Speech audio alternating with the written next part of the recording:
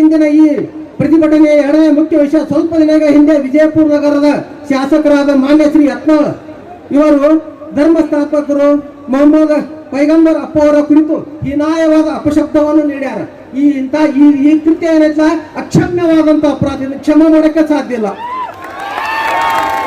ಅತಿ ಚಿಕ್ಕ ವಯಸ್ಸಿನಲ್ಲೇ ಕೇಂದ್ರ ಸರ್ಕಾರದಲ್ಲಿ ರೈಲ್ವೆ ಮಂತ್ರಿಗಳಾದ್ರಿ. ಅವಾಗ ನಾವು ಬಹಳ ಸಣ್ಣವರಿದ್ದೆವು, ನಮ್ಗೊಂಥರ ಬಹಳ ಸಂತೋಷ ಆಗೋದು. ಏನಪ್ಪ ನಮ್ಮ ವಿಜಯಪುರದವರು, ಅದ್ರಾಗ ನಮ್ಮ ಪಂಚಮಸಾಲಿ ಸಮಾಜದವರು ಮಿನಿಸ್ಟರ್ ಆಗ್ಯಾರ, ಇವ್ರು ಮುಂದೆ ಬಹುಶಃ ಭಾರತದ ಪ್ರಧಾನಿ ಆಗ್ತಾರ ಅಂತ ನಾವು ತಿಳ್ಕೊಂಡಿದ್ದೆವು.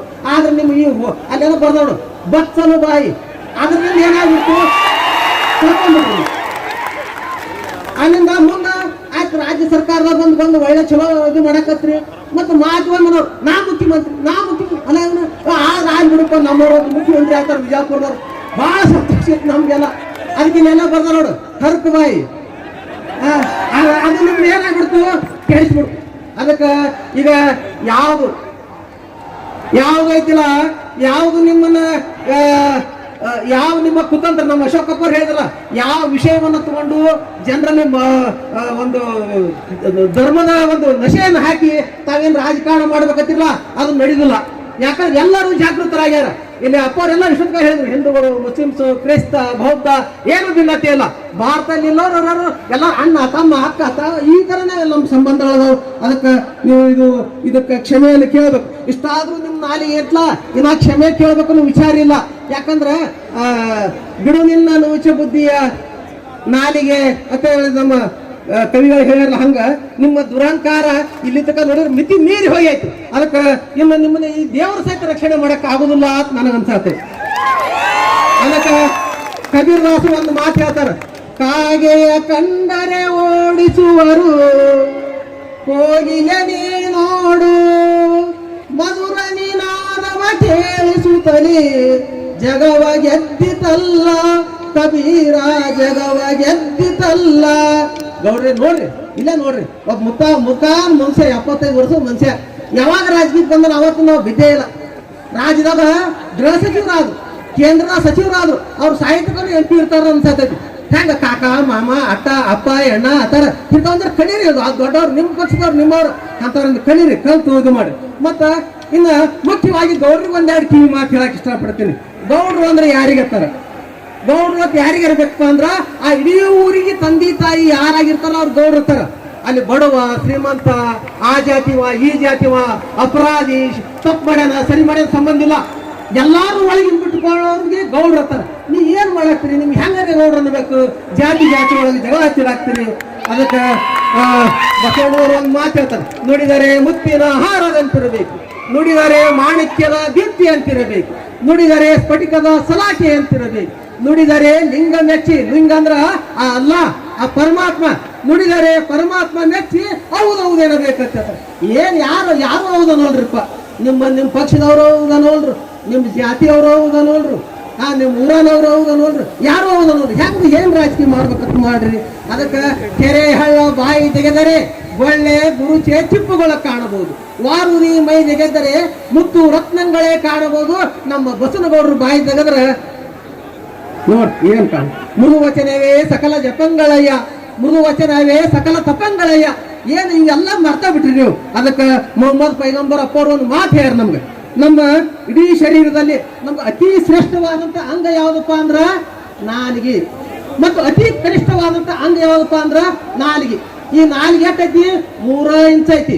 3 ಇಂಚ್ ನಾಲಿಗೆ 6 ಅಡಿ ಮನುಷ್ಯನ 6 ಅಡಿ ಒಳಗಡೆ ಹಾಕ್ತೈತಿ, ಇಲ್ಲಿ 6 ಅಡಿ ಸಿಂಹಾಸನ ಮೇಲೆ ಕುಂದಿರ್ತೈತಿ. ಅದಕ್ಕೆ ತಾವು ಎಚ್ಚರಾಗಿ ಮುಂದಿನ ದಿನಮಾನದಲ್ಲಿ ಎಚ್ಚರದಿಂದ ವರ್ತಿಸಬೇಕು.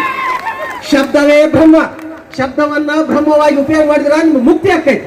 ಶಬ್ದವೇ ಸೂತಕವಾಗಿ ಅದನ್ನು ಉಪಯೋಗ ಮಾಡಿದ್ರಿ ಅಂದ್ರೆ ನರಕ ಆಗ್ತೈತಿ.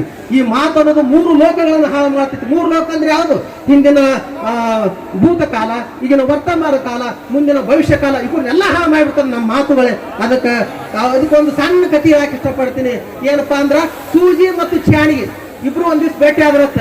ಸೂಜಿ ಮತ್ತು ಚಾಣಿ ಭೇಟಿ ಆದ್ರೆ ಚಾಣಿಗೆ ಹೇಳ್ತತ್ತ, ಸೂಜಪ್ಪ ನೀವ್ ಬಾಳ ಚಲೋ ಅದಿ, ಎಲ್ಲ ಹೊರದಿಂದೆಲ್ಲ ಹೊಲಿತಿ ಕೂಡಿಸಿ ಮಾಡ್ತಿ, ಬಾಳ ಚಲೋ ಐತಿ. ಆದ್ರೆ ನಿಂದಕ್ಕೆ ಒಂದು ದೋಷ ಐತಿ ನೋಡು. ಆ ಸೂಜಪ್ಪ ಏನೈತಪ್ಪ? ಇಲ್ಲ, ನಿನ್ನ ಹಿಂದಿನ ಬಾಜು ಒಂದು ಸಣ್ಣ ಕೂತೈತಿ ನೋಡಂತ. ಸೂಜಪ್ಪ ಅಲ್ಲಪ್ಪ, ನಿನ್ನ ಕಡೆ ನೀನು ಹೇಳ್ಕೊಂಡು ಹೇಳತ್ತ, ನೀನು ಮೈ ತುಂಬಾ ತೂಕದವಲ್ಲು, ಅದು ಒಂದೇ ಕೂತಿ ಹಿಂಗ್ ಮಾಡಕತ್ತಿ. ಹಂಗ ನಮ್ಮ ತಪ್ಪುಗಳು ನಮ್ಮ ದೋಷಗಳು ನಮಗ್ ಕಾಣಂಗಿಲ್ಲ, ನಮ್ಮ ದುಡ್ಡು ನಮಗ್ ಕಾಣಂಗಿಲ್ಲ. ಅದಕ್ಕೆ ಮತ್ತ ಇನ್ನೊಂದಿಲ್ಲಂತ ಬಹಳ ಇದು ವಿಜಯಪುರದಲ್ಲಿ ನಡೆದ ಕಾರ್ಯಕ್ರಮ, ಮತ್ತೆ ವಿಜಯಪುರದ ಎಲ್ಲ ಮುಖ್ಯ ರಾಜಕಾರಣಿಗಳು ಎಲ್ಲ ಹಿರಿಯರು ಸಲ ಹೇಳ್ತೀನಿ. ಅಂತ ಬಸವಣ್ಣನವರು ಶರಣರು ಹೋಮ ಹವನ ಮಂತ್ರ ತಂತ್ರ ಮೌಢ್ಯತೆ ಮುಂತಾದವುಗಳನ್ನ ಧಿಕ್ಕರಿಸ್ಯಾರ. ಅಂತ ಶರಣರಲ್ಲಿ ಶಿವಯೋಗಿ ಸಿದ್ದರಾಮೇಶ್ವರರು ಒಬ್ರು.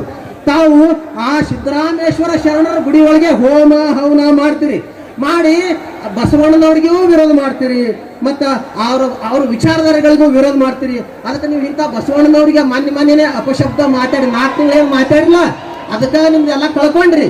ಇನ್ನು ಮುಂದೆ ಮೊಹಮ್ಮದ್ ಪೈಗಂಬರ್ ಅಪ್ಪರಿಗೆ ಮಾತಾಡಕತ್ತೀರಿ ಅಂದ್ರೆ ಏನು ಕಳ್ಕೊತೀರಿ ಅಂತ ಹೇಳಕ ಬಹಳ ಕಷ್ಟ ಐತಿ. ಅದಕ್ಕೆ ಈ ಗೌಡ್ರ ವಿಷಯ ಯಾವ ಕಟ್ಟಿಗಿರ್ಲಕ್ಕ ನನಗೆ ಈ ಸರ್ಕಾರದ ಕುರಿತು ಒಂಥರ ಕೆಟ್ಟ ಅನ್ಸಕತ್ರಿ ಅಪ್ಪವ್ರೆ.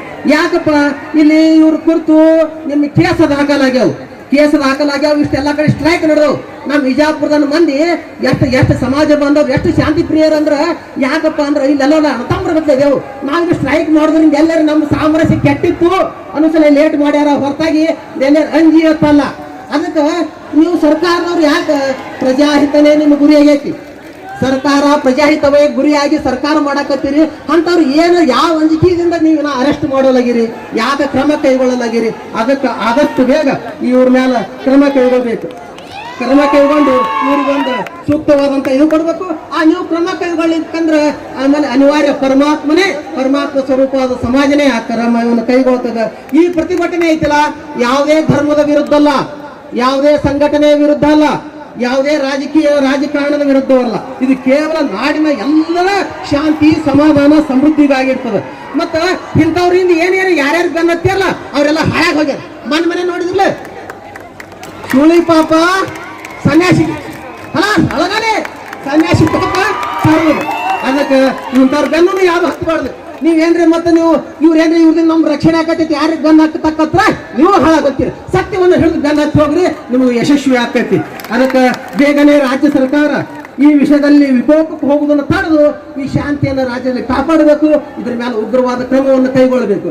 ಅದಕ್ಕೆ ನಾವು ಪಹಲ್ಗಾಮ್ದಲ್ಲಿ ನಡೆದಂತ ಉಗ್ರಗಾಮಿ ಇದನ್ನು ಖಂಡಿಸ್ತೇವೆ, ಈ ನಮ್ಮ ಬಸನಗೌಡರ ಹೇಳಿಕೆಯನ್ನು ಖಂಡಿಸ್ತೇವೆ.